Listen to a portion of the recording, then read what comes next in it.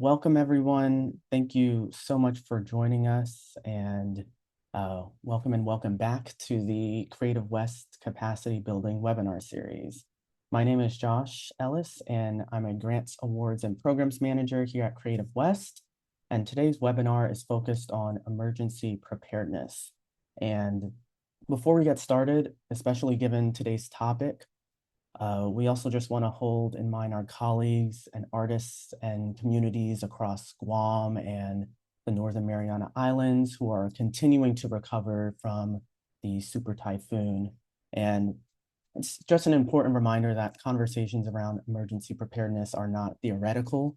For many of the communities we serve, they're just very real and very immediate. And so we're going to be talking about that today. A recording and the slide deck will be sent to all participants following today's webinar. And at the end, we'll also share our feedback survey. So while you're here today, please, if you can just take a minute to complete that after the session. Your responses really help us improve the series and focus on the topics that matter most to you. We are also joined by our ASL interpreters from Indigenous Ways. We appreciate your interpretation and support for these sessions. Next, I want to introduce my co-facilitator, our grant specialist, Sierra Scott, and I'll pass it over to Sierra to get us started and take us through some housekeeping. So, Sierra?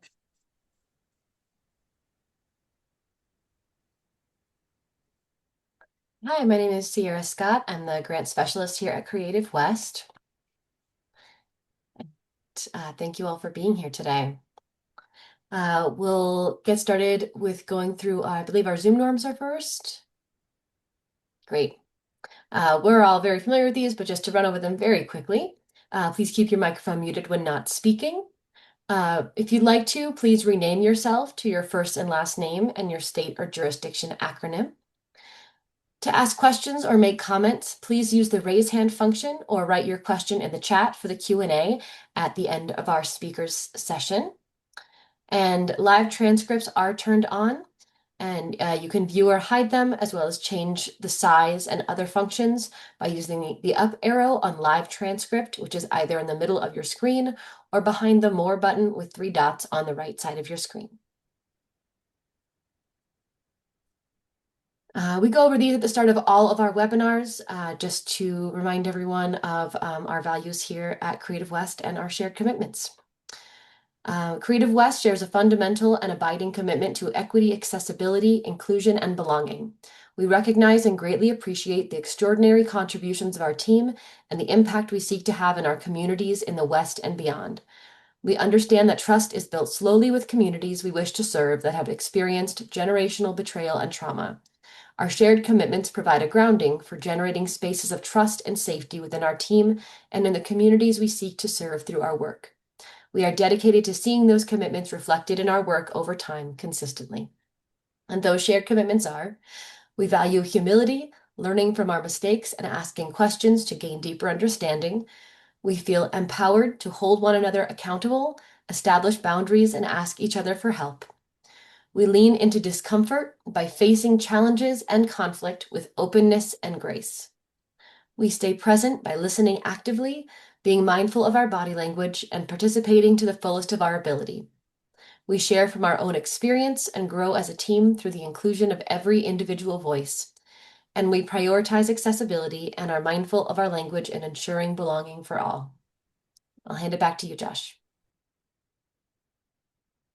Thank you, Sierra. Now I would like to introduce our speaker for today, Ruby Lopez Harper. Ruby is a proud Mexican mother, wife, dancer, photographer, poet, and social justice warrior. Ruby is also the executive director of the Craft Emergency Relief Fund, or SURF Plus. Ruby's work has included external equity strategies and field education, leadership development, local arts advancement, and cohort building for the local arts agency field, arts and cultural administrators, and arts marketers. Ruby gets to work. Ruby's background includes experience in supporting individual artists, community development, economic development, cultural tourism, and public art. She draws on a varied background that includes corporate affairs, community relations, volunteerism, employee engagement, marketing and communications, and business administration. She currently works on projects with the Association of Tribal Archives, Libraries, and Museums, and is also an adjunct professor with George Mason University, and has consulted with numerous local, state, regional, and national organizations on grant making, equitable practice, leadership, and cohort programming and capacity building initiatives. So we are pleased to announce and please give a warm welcome to Ruby. Ruby, off to you. Thank you. There we go. So good afternoon, everyone. I'm Ruby Lopez Harper, Executive Director of the Craft Emergency Relief Fund, also known as SURF Plus. I'm based in Southern California, and I'd like to give a deep thank you to Creative West for the invitation to share this important work. And I'm really glad that you've chosen to spend a part of your day with us to learn. Over the last several years, I've had the privilege and sometimes the heartbreak of working alongside thousands of artists as they've navigated fires, floods, hurricanes, tornadoes, medical emergencies, theft, and countless other disruptions to their lives and creative work. One thing I've learned through those experiences is that preparedness isn't about predicting what's going to happen. It's about reducing the number of decisions you have to make when something does. Today's session isn't designed to make anyone anxious. It's designed to leave you feeling more confident, more prepared, and hopefully with a few practical actions you can take this week to better protect the work you've spent years building. Whether you're an individual artist, part of a collective, running a small creative business, or supporting artists through an organization, today's conversation is really about building capacity, not capacity to prevent every challenge. That's impossible, but capacity to continue your work when life inevitably interrupts it.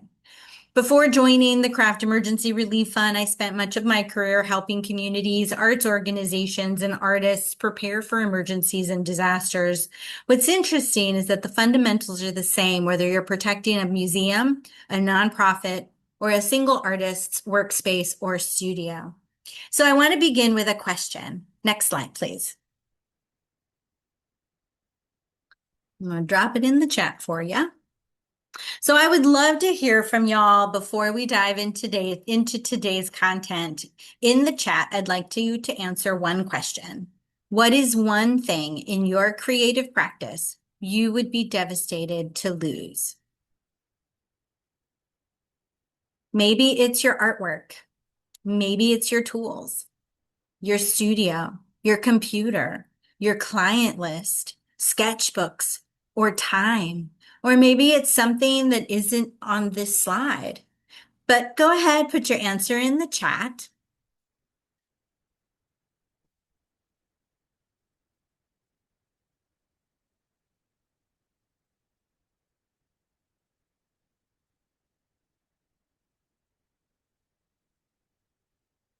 Theatrical equipment, thank you, Jocelyn. Computer art quilts, yep, the ephemera of the work that we do. Dance shoes, oh, you and my daughter. And interviews I've done with people, hard drives, digital music library, mental and creative capacity. It's always such a broad range of responses. And what I really find really interesting is that rarely, if ever, I've had no one say money. Instead, people answer the things that I've verbalized, things that represent years of work, your journals and sketches, your elder or ancestors' artistic equipment, your kiln, photographs, your own collections, your notes, things that carry memory. And I think that's important to note because it reminds us that we're not simply protecting objects, we're protecting pieces of our lives. So let's talk about what we're actually protecting. Next slide, please. When people hear the word preparedness, they often picture emergency kits, insurance policies, evacuation plans. Those things do matter, but they're only part of the story. What we're really protecting is much bigger. We're protecting our ability to continue creating because a creative practice is rarely just about the artwork itself. It's also your livelihood, your identity, your routines, relationships, your sense of purpose. When disaster strikes, or really when any major disruption happens, it usually affects three parts of our lives at the same time: your creative practice, your financial stability, and your own personal well-being.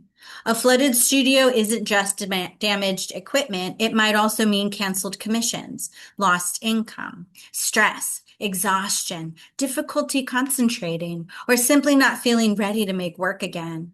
Those things are connected. And I think sometimes we underestimate that.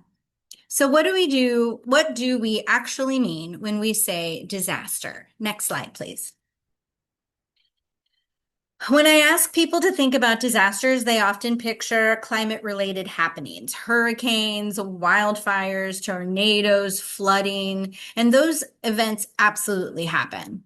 But many of the artists that we've worked alongside experienced something much more ordinary: a burst pipe, a studio theft, smoke damage, a caregiver emergency, a computer crash, a landlord ending a lease, an illness that kept them from working for months. A disaster doesn't have to make national news to completely disrupt your creative life. That's why I often use the word event, because preparedness isn't only about catastrophic events, it's about reducing the effect of disruptions, large or small, that affect your ability to create, earn, or live safely.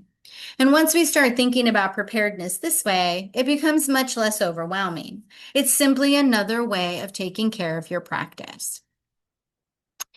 So, how many of these events that I've mentioned, I'm going to drop this in the chat for y'all, have you either experienced or watched someone close to you experience, or even just understand that this is happening because you saw it on the news?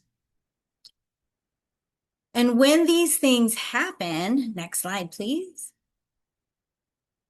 One of the biggest lessons I've learned through this work is that artists rarely lose only one thing. Loss tends to ripple. Someone loses their studio. Now they also lose income. Now they're spending time dealing with insurance instead of making work. Now they're missing deadlines. Now they're exhausted. Now they're questioning whether they should continue. Disasters create layers, and sometimes the emotional losses become just as significant as the physical ones. People grieve. They feel overwhelmed. They lose momentum, and sometimes they lose confidence.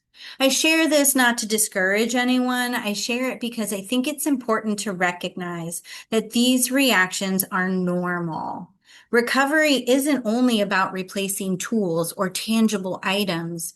It's about rebuilding routines, rebuilding confidence, and eventually returning to the work. So if we're thinking about disasters, next slide, please. This is one of my favorite additions to the presentation because I think it changes the entire conversation. Instead of thinking only about disasters, I'd invite us to think about risk. Risk is anything that could interrupt your ability to do your work. Some risks are natural, and we've already mentioned some, and others are operational, like a failed hard drive, a power outage, a theft. Some are financial. A major client disappears, a funding change happens, a contract cancels. Others are deeply personal. You experience an injury or an illness, or you suddenly are a primary caregiver for a loved one. And then there are community-wide events that affect all of us at once: public health emergencies, displacement, civil unrest, and economic uncertainty. And when we broaden our understanding of risk, preparedness becomes less about fear and more about building capacity. Every inventory you create, every backup you make, every relationship you strengthen, every emergency dollar you save, every plan you write, all of those things increase your ability to continue your work when life inevitably interrupts it. And that's really what preparedness is: not eliminating risk, but building the capacity to navigate it. And this is a great question that I like to pose to people. You don't have to respond in the chat, but I'm going to drop it in case you want to write it down and think about it later. Which of these categories feels most relevant to your practice today? A lot of times we think about preparedness as everybody starting in the same start box. It's not a game of Monopoly. It's not a game of Chutes and Ladders or Candyland. Everybody's starting in a different place on the board depending on their resources, their network, their community, where they are in their career, what kind of practice they have. Different artistic mediums and different artistic disciplines have different networks and different support structures that exist, and certainly different communities across the country have varying levels of resources available, existing networks, existing programs, and all of that affects where people start in the preparedness process. So preparedness isn't about expecting the worst. It's about making sure that if something happens tomorrow, you don't have to start from zero. So now that we've brought in our understanding of risk, let's talk about what preparedness actually looks like and why none of us has to navigate recovery alone. Next slide, please. So I find it helpful to think about it in three phases. And if you talk to anybody in disaster management or anybody who does disaster management in the arts, we all have the kind of the same vocabulary, the same cadence. Readiness, relief response, recovery, and mitigation starts you all back. It's a constant circle. It's kind of a never a finish line.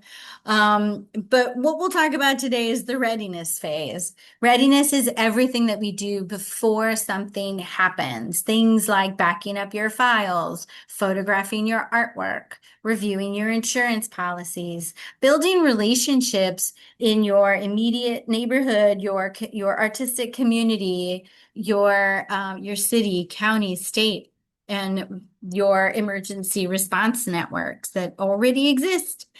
Learning where to find resources, and I'll talk a little bit more about that later in the presentation. But it's the quiet work that often feels easy to postpone because nothing feels urgent today. Response is what happens immediately after an event, those first hours, those first days, sometimes those first weeks, depending on the type of disaster event that's taken place. And when emotions are high and decisions feel overwhelming. Then comes recovery, and recovery lasts much longer than most people imagine. It isn't measured in days. It's not even often measured in months.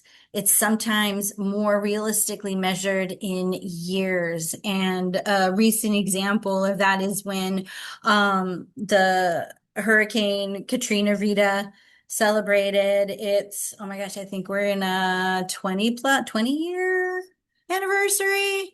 And everyone still considers the New Orleans area in recovery. So when you think about that as kind of your largest example of how long recovery can take, an expectation that things are going to be fine in a week or a month or 6 months may not always be realistic, especially when you're thinking about community-wide events. And certainly, again, all of the different places where people start in the experience itself. And one of the things I've learned is that people often spend a great deal of time imagining the event itself and almost no time imagining the recovery. But recovery is where we actually spend most of our energy. That's why today's conversation focuses so heavily on readiness, because everything we do before an event makes recovery just a little bit easier. And those small advantages really add up. So I'm going to drop another question in the chat. When you hear those three words, readiness, response, and recovery, I did actually hit, there we go. If you could drop in the chat, which one, readiness, response, and recovery, which one do you think artists spend the least amount of time planning for?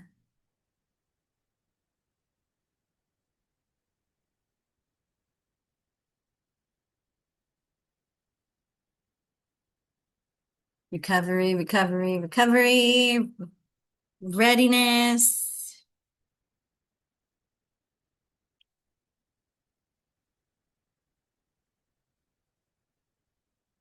So the safe answer is all of them.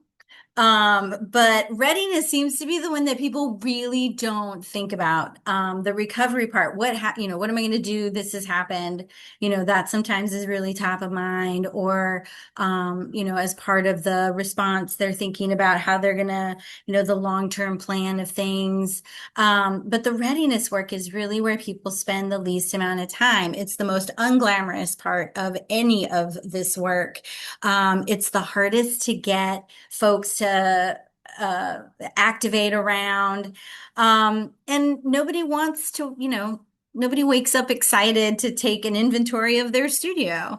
But it's really an important, if not the most important and glamorous part. Yeah, Rachel, totally. But future you is going to be incredibly grateful. So if recovery takes a team, next slide, please. One of the biggest misconceptions about recovery is that there's one place to call. There isn't. Recovery is almost always a full network effort. And at the center is you, because no one knows your work, your priorities, or your circumstances better than you do. Around you are your family, your friends, your neighbors, your community, and they're often the very first people who help. The challenge is sometimes they're also the very same people who've been affected by the same event. Then there are insurance providers, there's local organizations, some of the larger ones that show up in a community, the United Way, the American Red Cross, the Salvation Army. You'll see folks like World Kitchen will show up and do meals. I know during one of the recent flooding events, there was the folks that were coming in with their boats and their helicopters to help, rescue people, move people.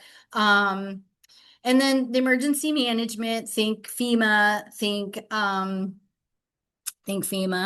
and state and federal agencies. Sometimes the Small Business Administration will show up and provide resources.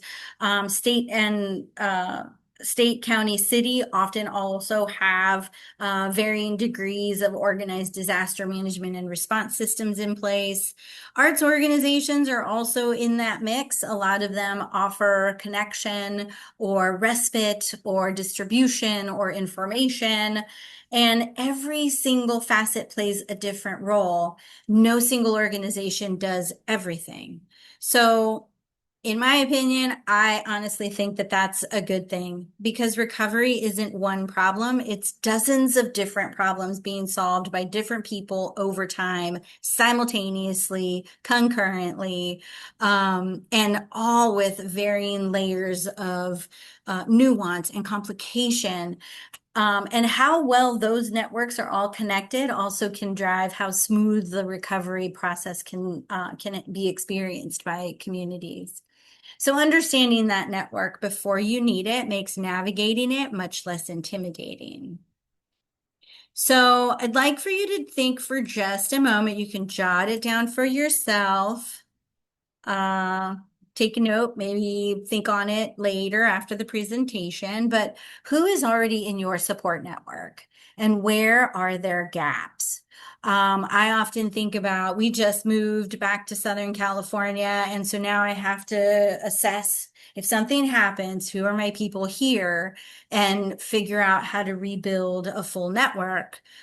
We spent about 10 years in Maryland. I had connections at the county level, both in the arts and in the city. I had national and state. I had my friends and my colleagues who were both in my immediate area and in the surrounding area, so that if something happened to us, I could connect with someone who is a little farther out, maybe didn't get affected by the storm or the unrest that I could rely on to provide assistance because they had capacity that I didn't have. Sometimes it's hard to think about your immediate space. And if someone, if your neighbor is also dealing with the similar experience, it might not be as easy. But there's that collaborative, community sharing that kicks into place. One of my favorite kind of watchings that happened during Hurricane Helene, a friend of mine lives in the area, and she was posting all of the things that her and her neighbors were doing to support one another while the power was out and the water was unavailable. And so those are the kinds of things that, yes, you kind of get all in and everybody rolls their sleeves up. But sometimes personally, it might be hard to rely on that network because everybody is also relying on that network. So, I encourage you to build a little bit wider than you might think when you're thinking about where your gaps are. So let's make that network a little less mysterious. Next slide, please. One of my goals today is simply to make this process feel a little more understandable, a little more accessible. Different organizations serve different purposes.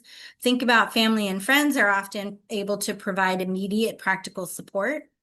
Insurance helps cover losses. Local government addresses emergency services. They're going to be the ones who are going to get the power back on or help, clear the road or ensure that, things are safe for folks. And if there's a federally declared or presidentially declared disaster, FEMA also becomes part of the picture. They provide a lot of federal resources and infrastructure. They also do a lot of coordinating across national service providers that will come into the area. Again, think United Way, Salvation Army. Sometimes there's large religious-based responding organizations like Lutheran Services. I think there's a Catholic Services one that comes in and provides resources. The Small Business Administration, as I mentioned, also provides disaster loans that many artists don't realize they may qualify for. So again, as part of your readiness, looking into that and understanding how to access those programs when they become available. State arts agencies also play an important information hub. During the pandemic, almost every state, if I remember correctly, had an information center. Here's the latest information. Here's where you can access resources locally, statewide, nationally. And the states were then working with national organizations to make sure that information was being distributed.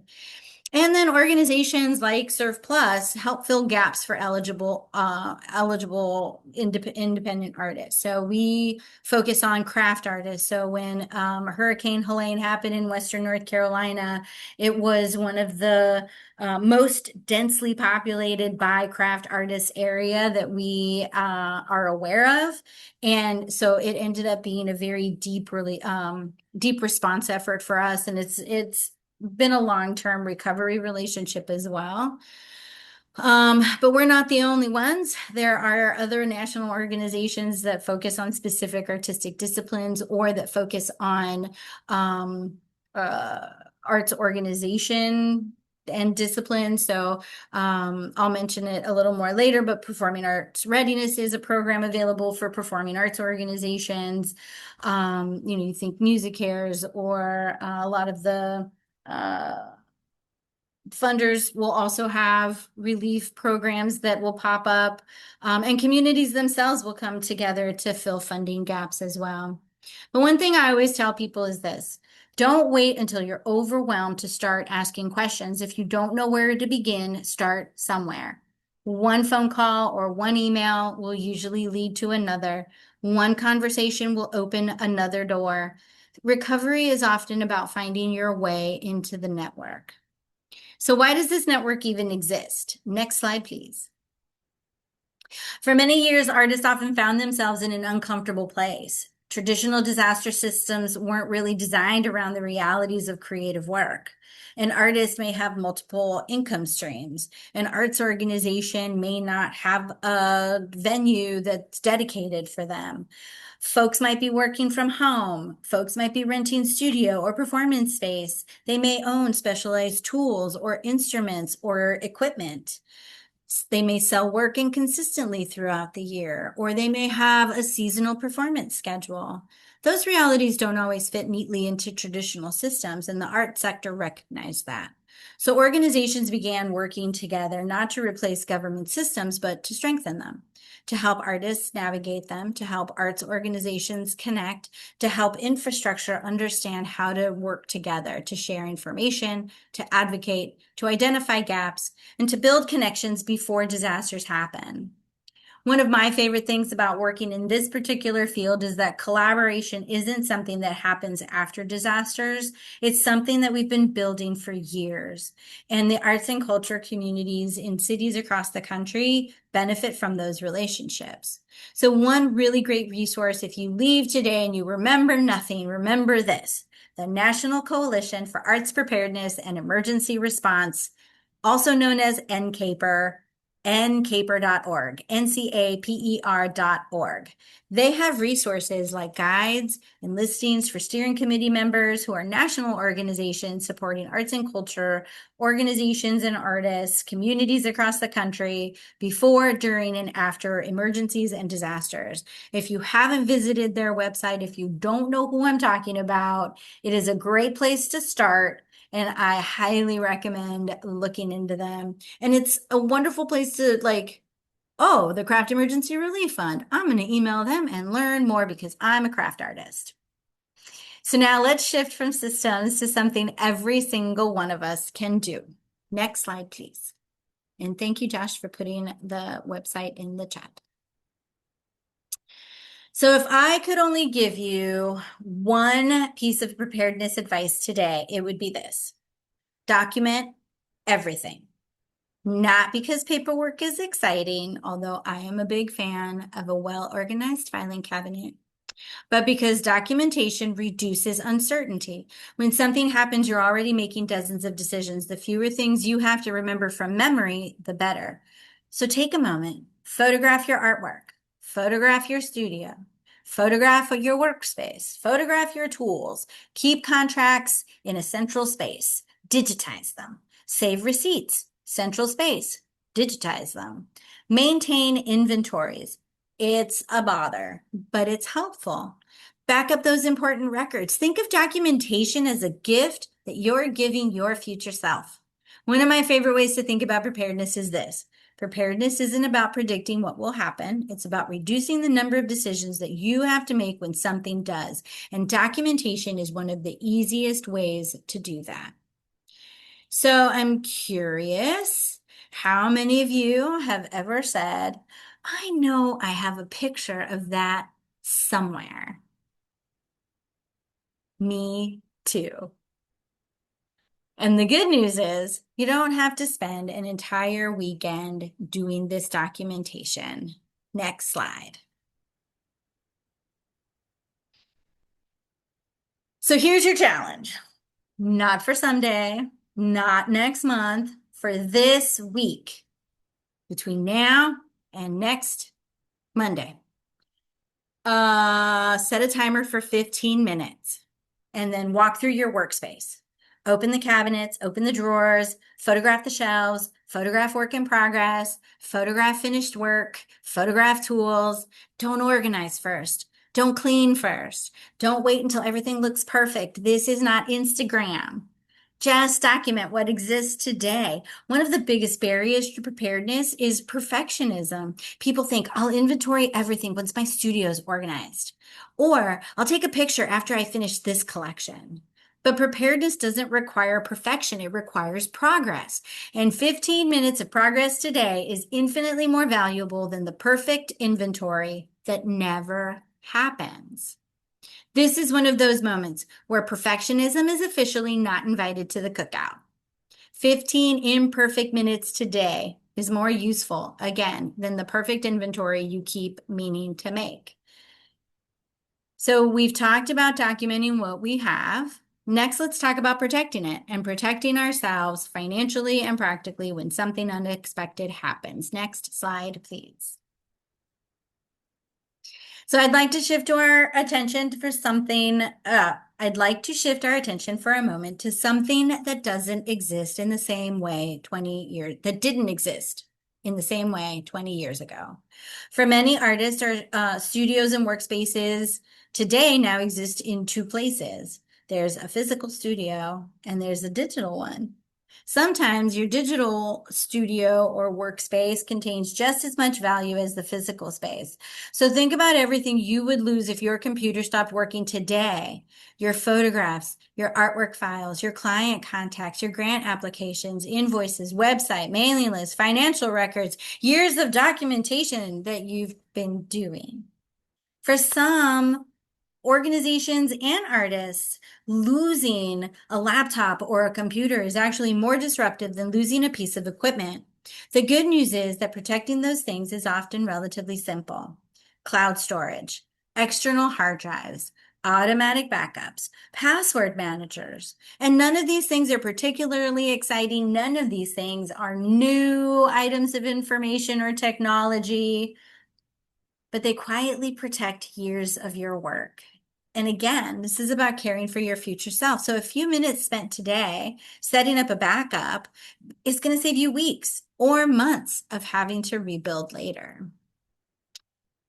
So how many of you, and you can use the, let's see, we can raise hand function. You can drop a emoji in the chat. How many of you are absolutely confident your important files exist in at least two places?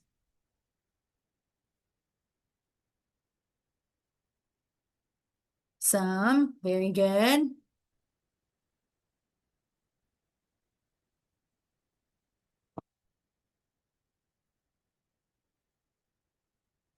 Yes. Oh, good, good.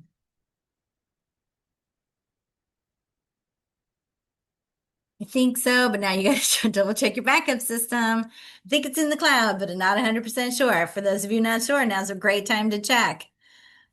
A lot more yeses than I expected, so y'all are in great company. For those of you that aren't sure, please, as part of your challenge, double check that that's happening.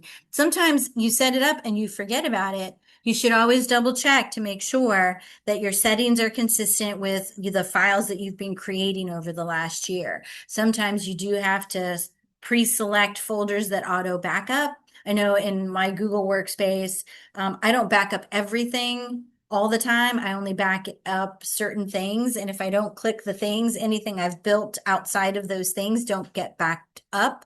So every 3 months, I go back in and double check my settings to make sure that my important files are being protected. We do have NAS as double. Oh, very good. Yep. Thank you, Rachel. Network attached storage. Yep. Let's talk about another topic that almost nobody enjoys. Next slide, please. Oh, no, this is this one. Let's talk about insurance. Don't advance the slide. Insurance isn't exactly anyone's favorite topic. It's full of unfamiliar language, policies, exclusions, deductibles, riders, replacement value, and it's super easy to put off. But insurance is one of the few preparedness tools that can dramatically change what recovery looks like. One thing I've learned is that people often don't discover what's covered until after something happens, and that's the hardest possible time to learn about the details of your policy. I encourage everyone to be curious. Call your insurance company. Ask questions. Tell them, walk me through this like I'm a 5-year-old with a crayon and a coloring book. If you work from home, ask whether your artwork and equipment are covered. If you rent studio space, ask how that affects your policy. If you travel to exhibitions or markets, ask whether your work is protected while it's in transit. And perhaps most importantly, ask what documentation they would want if you ever needed to file a claim. Because now you're connecting this conversation back to documentation, and preparedness isn't one activity. It's a lot of small things that support one another in helping you build your capacity to better rebound after a disaster event happens. And I know this isn't the most exciting homework, but it might be the most valuable phone call that you'll make this year. So preparedness, though, isn't just about the paperwork. Next slide, please. One of the biggest myths about preparedness is that it's something we do alone. I actually think the opposite is true. Preparedness is built through relationships. So take a moment and imagine you couldn't access your workspace or your studio or your organization's building or the gallery or the museum or wherever your work may be happening or you may be making it or it may exist. What if full access stopped tomorrow? Who would help you? Who could store artwork temporarily? Who would feed your pets if you had to evacuate? Who would pick up supplies? Where would you get supplies? Who would remind you to eat? Who would help you fill out paperwork when your brain is completely exhausted? One thing I've learned after disasters is that people often remember the person who showed up with dinner just as vividly as they remember the financial assistance. Recovery is deeply practical and deeply human. So don't only prepare your supplies, prepare your relationships. Know who your people are, and don't be afraid to be someone else's emergency contact too. Preparedness works both ways. So I'm going to drop a little question in the chat for y'all to think about. Can you think of at least one person that you could call on that you know would be able to help you with whatever it is you asked for if something happens? I had a moment, it was more personal emergency after the twins were born. I had to call a friend, and when I needed the thing that I needed, I knew her name came to mind. I picked up the phone. I was like, Kate, I need you to run this errand, and then we need to never talk about it. And she did it. She showed up, and we've never talked about it since.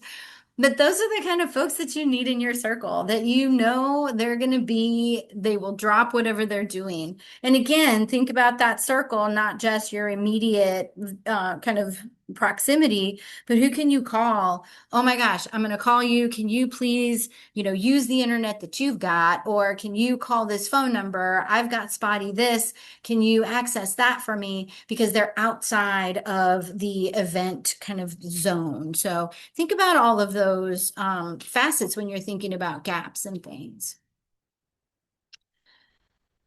So relationships matter, but money matters too. Next slide, please.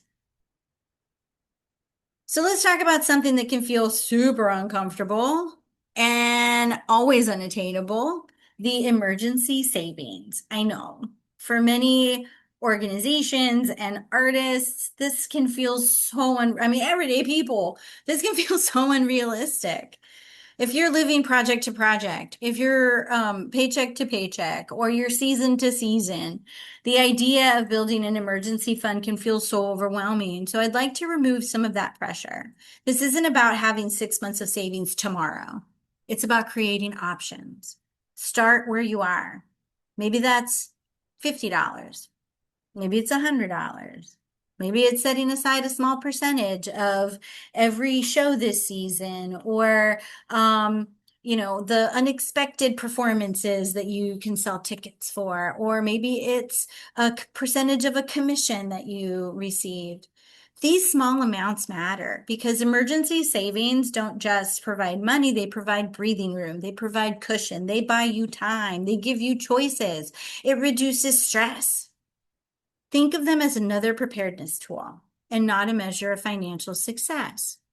I've never met anyone who regretted having a little cushion set aside, and this is not a sprint. Preparedness is not a marathon. It's a commitment to a behavior that takes discipline and intentionality. So what happens when preparation ends and the event actually occurs? Next slide, please. So this is the moment none of us hope arrives. Something has happened. Power went out, your studio or your basement flooded, you're evacuated, a tree came through the roof. Your first instinct is probably to fix everything immediately. That is completely understandable. But I would encourage you to slow yourself down, not because the situation isn't urgent, but because your brain is processing a tremendous amount of information.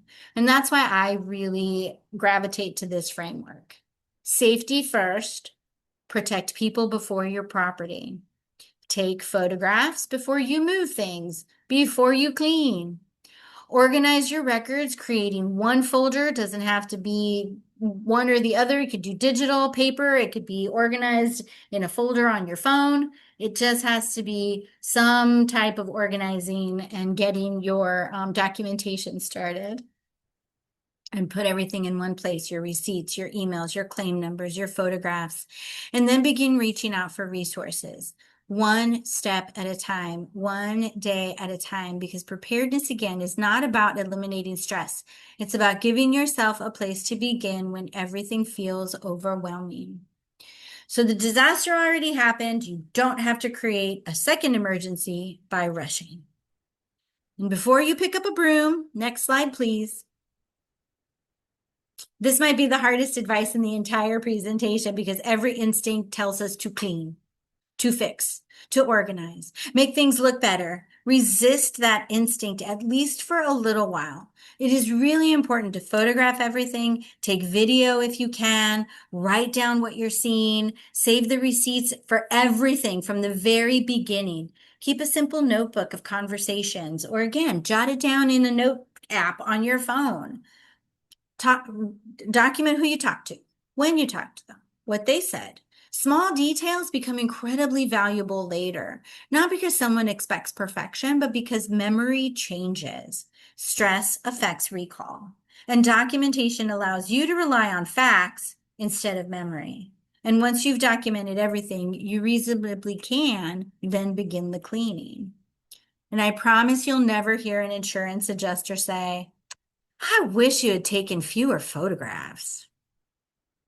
So we've talked about preparing before an event and navigating those difficult days afterward. Now I'd like to spend our final few minutes talking about something that often receives the least attention but lasts the longest: recovery. Next slide, please. I'd like to end by talking about the part of disasters that we don't discuss nearly enough: recovery. Most of us imagine recovery as a very straight line. Something happens, we clean up, we replace what was lost, and then we move on. But that's almost never what recovery looks like. Recovery is extremely messy. There are good days, there are frustrating days, there are always setbacks that you didn't expect. There are moments when you think you're making great progress, followed by moments when one phone call or one insurance letter feels like you've gone backwards. If you've experienced that, you're not doing recovery wrong. You're experiencing recovery. And one of the greatest gifts we give ourselves is permission to let recovery unfold at its own pace. Not the pace we wish it would, not the pace someone else expects, the pace that reality allows. And that's okay. So I'm going to drop a question in the chat. Thanks, Rachel. Has anyone experienced a situation where the emotional recovery lasted longer than the physical recovery? So we hear a lot, we've heard a lot over the years, we hear almost every single, whether it's a, small community event that happened or a large scale community-wide event that happened, COVID, yeah. Months later, people talking about finding their rhythm again, or, having to still heal and process and connect and finding their routines, getting back to their art making, getting back. There was a beautiful story after the wildfires in Maui of the community coming together in the park in the afternoons because kids weren't in school and people needed some kind of order and the kids needed something to do. So they had art experiences and just general gathering. And, it's a beautiful way to start building those connections back. But that emotional recovery takes time and it's a process, and you make progress and then something happens and you're back in that moment again. But a lot of folks don't talk about, over time, they talk less about, gosh, I wasn't able to replace that tool. They talk more about struggling to find their rhythm, struggling to reconnect with their art making. And that's because disasters affect people, not just property. Next slide, please. So one thing I hope you'll take away today is this: recovery isn't only about replacing what was lost, it's also about caring for ourselves while we rebuild. After a disaster, it's completely normal to experience grief, fatigue, anxiety, difficulty concentrating, creative blocks, decision fatigue, sometimes guilt, sometimes frustration. And these aren't signs that you're failing. They're signs that you've been through something really difficult. One of the things that I've admired most over the years is how communities care for one another, how artists come together to support each other, how arts organizations show up for their community. Someone offers temporary studio space, someone shares equipment, helps clean, brings dinner, checks in months later after everyone else has moved on. Preparedness isn't only about what we store in a closet, it's also about the relationships that we build long before we need them. And community is one of our greatest preparedness tools. So if we've covered a lot today, next slide, please. I'm going to leave you with 5 things to do this week. So we've talked about a lot. If you forget everything else, I'd love for you to remember these 5 things.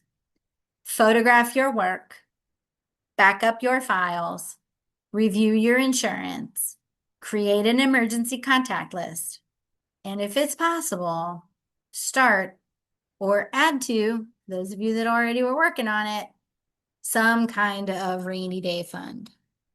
Notice that none of these require perfection or absolute completion. None of them require a grant or resources, well, the rainy day fund, but something to get started. None of them require waiting until you have more time. They're simply small actions that make future you have a little bit easier time. Preparedness is built one decision at a time. So again, I know this isn't the most glamorous to-do list, but it might be one of the most valuable. And don't try to do all 5 tonight. Don't even try to do all 5 this week. Just pick one, make progress, pick the next one. Which brings me to my favorite question. Next slide, please. Before we wrap up, I'd love to hear from you in the chat one last time. What's one action you'll take in the next 7 days? Not next month, not after your next exhibition, not when things slow down. This week. Maybe you'll photograph your studio. Maybe you'll call your insurance company. Maybe you'll buy an external hard drive. Maybe you'll identify your emergency contacts. Whatever it is, put it in the chat, because there's something really powerful about saying it out loud. If you're watching this as a recording later, write it down somewhere. Make a note in your phone, put it on tomorrow's calendar, because preparedness isn't built through good intentions. It's built through small actions. Love this. So let's see, put together a contact list. One of the things that I meant to say when we're talking about the contact list is make sure that you let the people know that they're on your list. It's a great conversation because it also then ripples the knowledge and ripples the practice. If you call someone and say, hey, I want to put you on my emergency contact list in the event that something happens. Here's kind of what I'm thinking about. Would you be comfortable if like I called you or somebody called you and, and then they're going to be like, what are you talking about? And you'll be like, I went to this amazing webinar and learned so much about readiness. You should have an emergency contact list and you should be documenting your work and you should be, and there we spread the knowledge, we build the network stronger. Okay, putting together photographing your artwork, contact list, backup files, ask about our backup system. Yep. Update the staff list, talk to staff about the idea of photography, photographing supplies, tools, instruments. Yep, that's probably going to be one of the most important things that you'll do, one of the easiest things to start. And then as you acquire something new, take a picture of it, add it to the folder. Just remember somebody who would be awesome on our emergency contact list.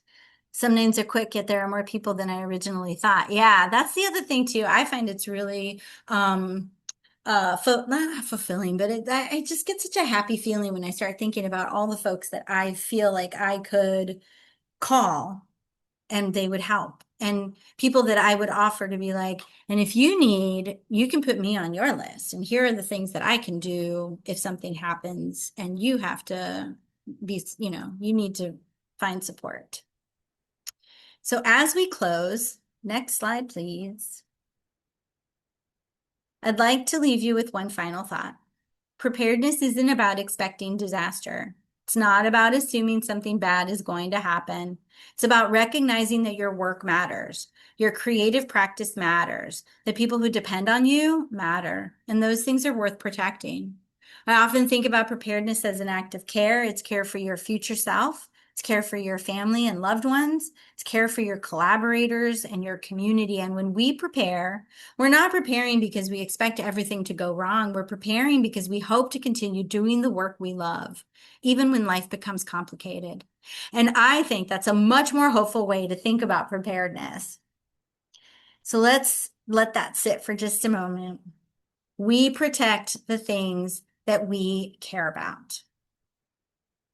And thankfully, next slide.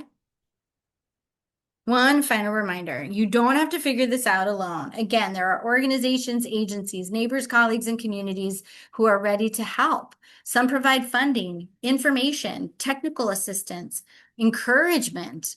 And the important thing isn't remembering every organization on this slide. It's remembering that support exists and that asking for help is part of preparedness too. One of the things that I love most about the arts community is that we understand collaboration. Disaster recovery is another form of collaboration, and none of us are meant to do this alone. Let's see. So Craft Emergency Relief Fund is the organization that I work with. We focus on craft artists providing relief grants and readiness grants for craft artists to safeguard their practice. Again, the National Coalition for Arts Preparedness and Emergency Response is an incredible resource to learn more about the infrastructure that supports disaster response, relief, recovery, and mitigation in the arts specifically. The Performing Arts Readiness program also has learning opportunities for performing arts organizations, but the resources, everything applies. If you read something that's designed for an organization, you're going to find tips that are going to help you as an individual artist. If you are an organization and you're reading resources for an artist, you're going to find things that are going to help you. Look into your state arts agencies. Look into your local arts service organizations, emergency management agencies. Every city has a disaster management area. Give them a call. Do a little Googling.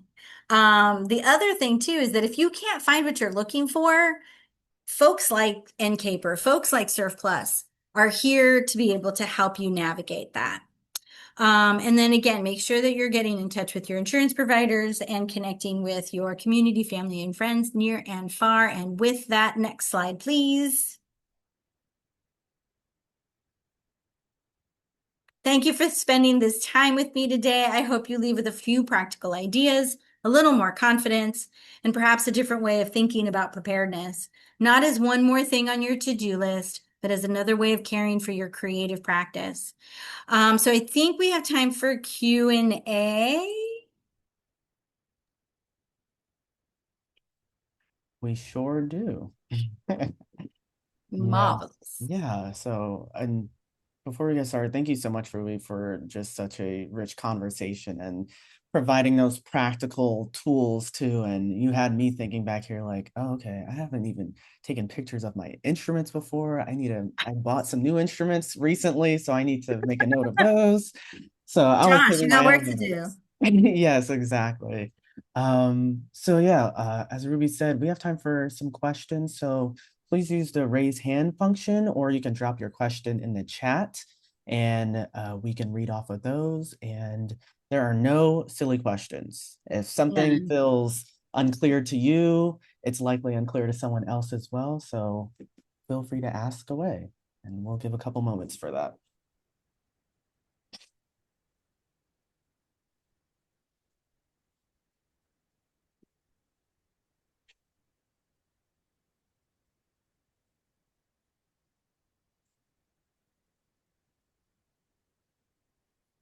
Will a recording of this be shared? Yes. Following this session, all participants will receive a recording and the slides and just a list of those resources. We also have a question from Rachel. It says, taking pictures of equipment makes sense, but also piles of folders and papers. Scanning helps that way. Yeah. And is a type of photography. Yeah. So, it's always a challenge, I think, when you're trying to archive things. When Surf Plus went fully remote in 2022, we actually sent a lot of our paper records and a lot of our like documentation that was, I think, maybe 10 years and older. We sent it to be archived. We didn't make a choice to like digitize those things. And then because we're fully remote, we have a really well organized shared like cloud workspace where we're able to, everything has to be PDF'd and uploaded, and we know like what can be um like what doesn't have to be kept. Um, what do I mean? Oh, what do I mean by sent to be archived? So there is an archive for the arts at the Arts Extension Services in, oh my word, it's been a bit since I've been the one dealing with it. But as part of what they want to provide as a service to the arts and culture community, they receive materials to archive as kind of documentation of the existence of the arts and culture community across the country. So a lot of times national organizations like ours, they'll just house things.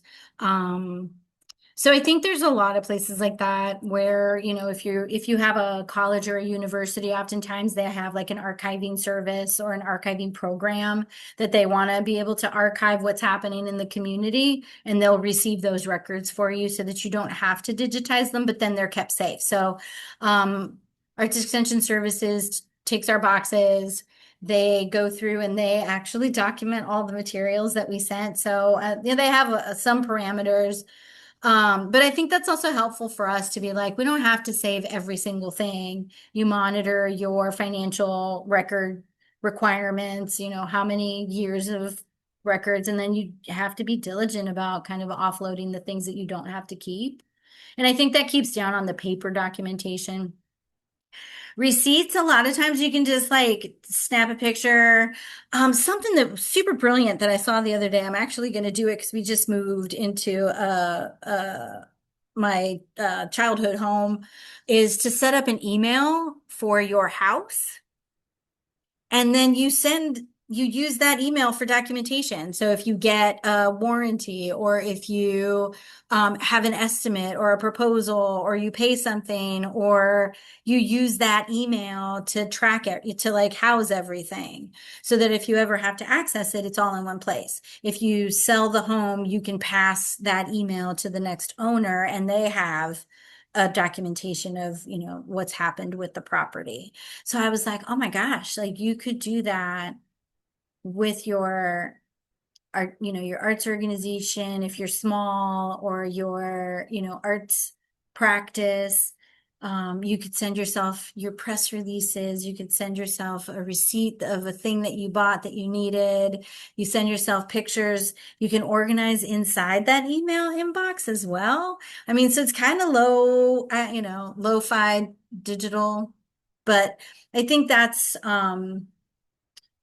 being judicious about what you're taking pictures of is also going to make it less overwhelming. You don't need pictures of everything.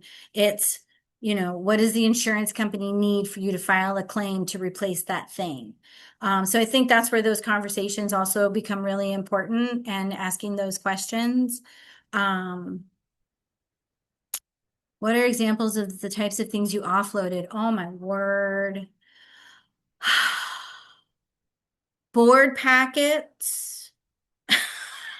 Like 80-page board packets.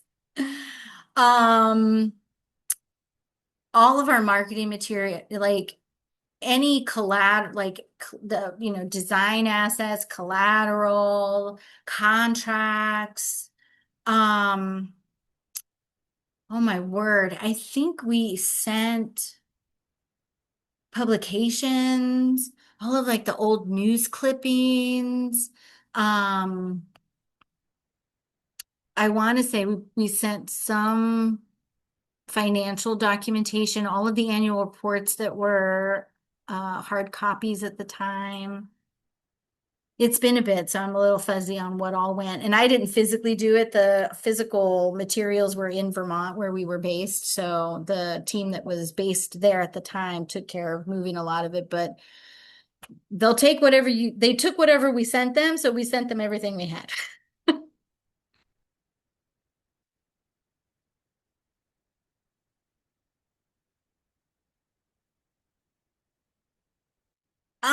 No. No. I don't think the plan is for us to access it because it's really old stuff. The current stuff is all digitized and it's all on the cloud. So we have pretty good access to it. And then we have a digital archive that we do have access to, and it's organized in similar fashion to the workspace that we're in right now.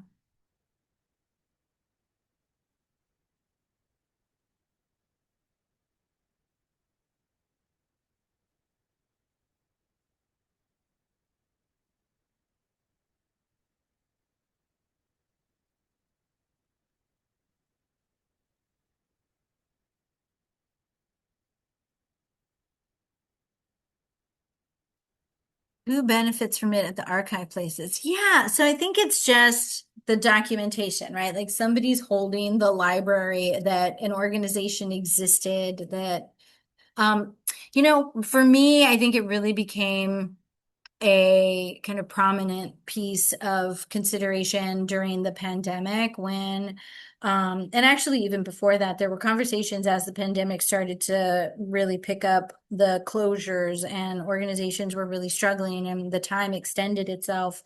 There was a lot of conversation around kind of the duty of care that we have when an organization closes and where information should be transferred, who holds that kind of sector memory. And I remember there was a story a colleague of mine shared about an organization that shuttered and their stuff just went into a dumpster. And so all of those records were lost. All of their inventory was like all of these things were lost instead of a thoughtful transfer, maybe to another organization or to an archive or what needed to be preserved to tell the story that that organization or that company that something existed. Like, how do we honor that? And I think that's what started all of it for us. And so we proactively sent these items for archive. Arts Extension Services, I think, is still in the process of kind of navigating how they're organizing it. So we know they have our records. I'm sure if I were to be like, hey, I need to get into our boxes, how do I do that? They would have some kind of plan. But I think it's about how do we preserve sector memory? We talk about institutional history and we talk about, people who've been an organization for a long time, or even elders and, artists that have been leading certain practices and techniques, or, people when they pass, who's holding that? Who's carrying that? How are we continuing that as part of the story of the large, community that we are? So that's kind of how I think about archiving. Certainly it's parallel to a lot of the like individual artist legacy work that's happening. Um, yeah.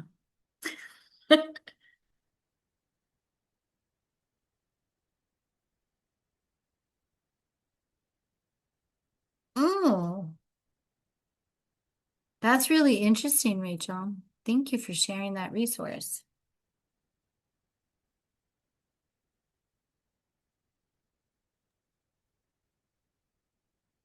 Thank you so much for this conversation. Wondering if there are any other additional questions. Any comments as well? Open to those.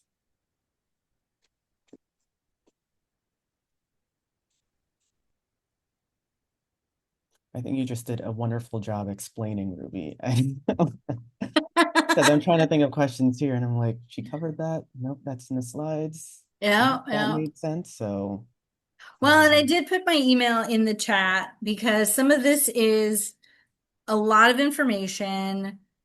It's an hour. You're going to get the slides. You're going to get the recording. You're going to think about this. And in 6 months, you're going to email me and be like, what was that thing that you talked about? And I'm going to be like, I got you here. Do you know somebody who might be able to? Yep, let me connect you with. Mhm. Because I do often like to share that, people can reach out to folk, to me, certainly. I am happy to field any question and to be as helpful as I can. I think, I live the idea that relationships are how we build preparedness. So if I don't know the answer, I probably know somebody who does. And if they don't, they know somebody who does, because it's all about these interconnected relationships. So, Well, that being said, thank you so much, Ruby, for joining us and being here and giving this amazing information that it's just so necessary and so current. And just appreciate all the details, handing your information as well, and just being able to stay in contact and keeping this up. And yeah. uh, thank you everybody else for being here. Like Ruby said, you'll get the slides, you'll get the recording, and you have our contact information. And if you even need to reach out to Ruby and you forget their contact information, you can reach out to us and then we'll pass you along. And that's how we do things. I think we have a couple more slides that I'm gonna just go through. I think there's a couple more. Let's see. Oh, yes. So here's for just additional information. This is our current newsletter. So this information is about opportunities with our grants, awards, and programs teams. You can find grants opportunities, learn about other organizations in Creative West Network, access resources as well. We talk about emergency preparedness as well. We often share Surf Plus resources there too, so you can check them out on there. And I think we have one more capacity building webinar that's happening next month. That's going to be Artist Thrives, Tools for Creative Sustainability. And you can access that through our website, and we'll also drop that when we send you the links and resources from this session. So thank you all again. Thank you so much for Ruby for being here. If people can drop some emojis and some thank yous in the chat for Ruby. Thank you to our ASL interpreters as well. And we will see you all next time.